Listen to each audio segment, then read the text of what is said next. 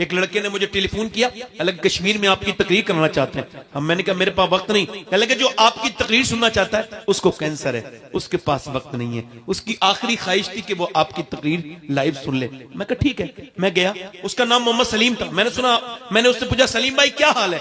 कह लगे अल्लाह का शुक्र है। मैंने कहा मैंने सुना है आपको कैंसर है। कह लगे कैंसर की वजह से ही अल्लाह का शुक्र है।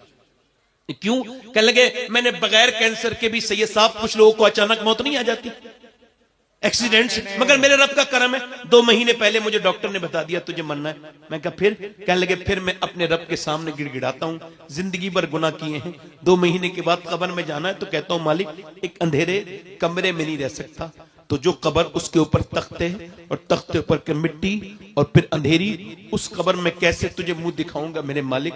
कहता है सैयद साहब बगैर कैंसर के भी नमाज पढ़ी, मगर वो कोई नमाज क्या नमाज थी।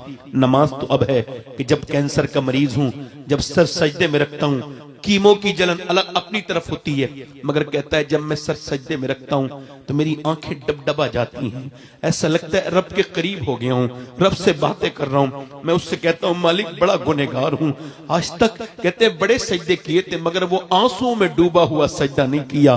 कभी मैं सर्वा सजदा जो मैं हुआ कहीं तो जमीन से आने लगी सदा, तेरा दिल तो है सनम आशना, तुझे क्या मिलेगा नमाज में, तूने कभी ऐसी नमाज ही नहीं पढ़ी।